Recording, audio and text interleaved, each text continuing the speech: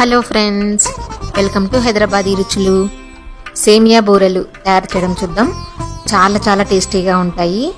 మామూలుగా పూర్ణం బూరెలు కన్నా, ప్రసాదం బూరెల కన్నా ఇవి ఇంకా టేస్టీగా ఉంటాయి. సేమియా బూరెలు తయారు చేయడానికి ముందుగా బూరెల్లోకి సేమియా ఫిల్లింగ్ తయారు చేయడం చూద్దాం. ఇక్కడ నేను 1 కప్ సేమియా తీసుకున్నాను. 1 కప్ సేమియా తీసుకుంటే 3/4 కప్ షుగర్ అయితే సరిపోతుంది. ప్యాన్లో 3 టీ స్పూన్స్ నెయ్యి వేసుకొని వేడి చేసుకోవాలి. ఈ నెయ్యి వేడెక్కిన తర్వాత ముక్కలుగా కట్ చేసుకున్న జీడిపప్పును వేసుకొని వేయించుకోవాలి. జీడిపప్పు బ్రౌన్ కలర్లోకి మారుతున్నప్పుడు కిస్మిస్ వేసుకొని ఫ్రై చేసుకోవాలి. మీకు కావలసిన డ్రై ఫ్రూట్స్ ఏవైనా వేసుకోవచ్చు. కిస్మిస్ కూడా వేగిన తర్వాత వేరే ప్లేట్లోకి తీసి పెట్టుకోవాలి. ఇప్పుడు అదే నెయ్యిలో 1 కప్ సేమియా వేసుకొని వేయించుకోవాలి. ఈ సేమియా మంచి వాసన వచ్చి బ్రౌన్ కలర్లోకి వచ్చే వరకు వేయించుకోవాలి.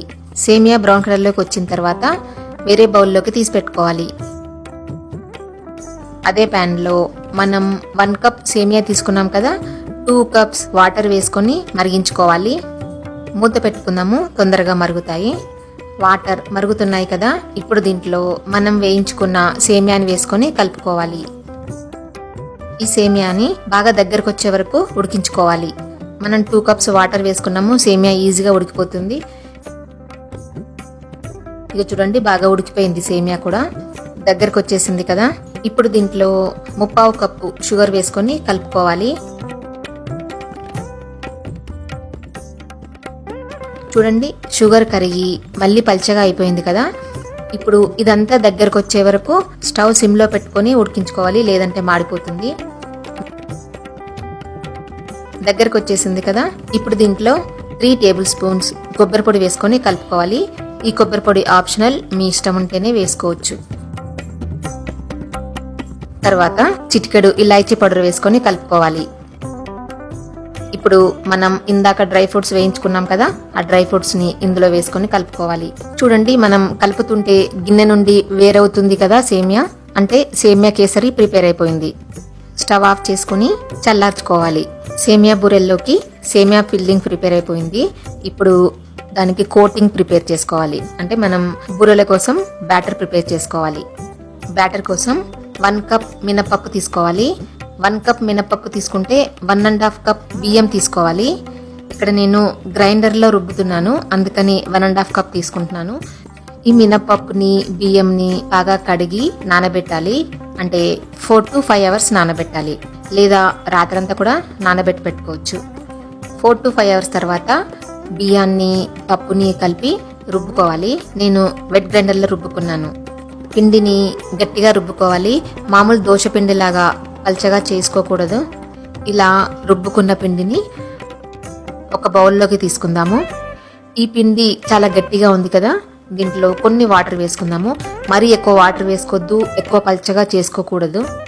ఈ పిండి మనకి మిగిలిపోయినా కూడా ఫ్రిడ్జ్లో పెట్టుకోవచ్చు, నెక్స్ట్ డే కూడా బూరెల కోసం వాడుకోవచ్చు, ఏం పర్వాలేదు. ఇప్పుడు ఈ పిండిలో 1/2 టీ స్పూన్ సాల్ట్ వేసుకోవాలి. 2 టీ స్పూన్స్ షుగర్ వేసుకోవాలి. షుగర్ వేసుకోవడం వల్ల మీకు బూరెలు మంచి కలర్లో వస్తాయి. తర్వాత దీంట్లో 1.5 టేబుల్ స్పూన్ ఇడ్లీ రవ్వ వేసుకోవాలి. ఇడ్లీ రవ్వ వేసుకుంటే బూరెలు క్రిస్పీగా చాలా బాగుంటాయి. మనం బూరెలు చేసుకోవాలంటే బ్యాటర్ చాలా ఇంపార్టెంట్. బ్యాటర్ కరెక్ట్గా ఉంటేనే మనకి బూరెలు బాగా వస్తాయి, లేదంటే లోపల ఉన్న పూర్ణం బయటకు వచ్చేసి ఆయిల్లో పడిపోతుంది. అలా బూరెలు విడిపోకూడదు అంటే మనం బ్యాటర్ని పర్ఫెక్ట్గా ప్రిపేర్ చేసుకోవాలి.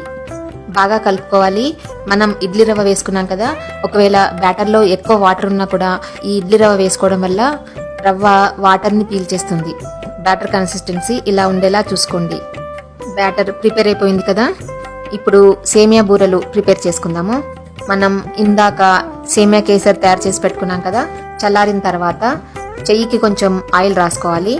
ఇప్పుడు దీంట్లోంచి నిమ్మకాయ సైజ్ అంతా సేమియా తీసుకుని లడ్డూలాగా చుట్టుకోవాలి. చూడండి, ఇలాగా అన్ని తయారు చేసి పెట్టుకోవాలి. స్టవ్ మీద డీప్ ఫ్రైకి సరిపడా ఆయిల్ వేసుకుని వేడి చేసుకోవాలి. ఆయిల్ని బాగా వేడి చేసుకోవాలి.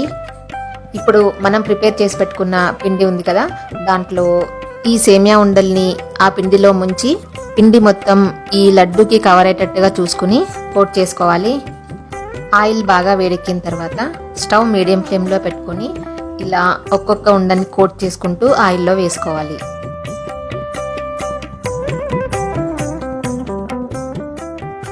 ఆయిల్లో పట్టినన్ని వేసుకుని 1-2 నిమిషాల తర్వాత తిరిగేసుకోవాలి.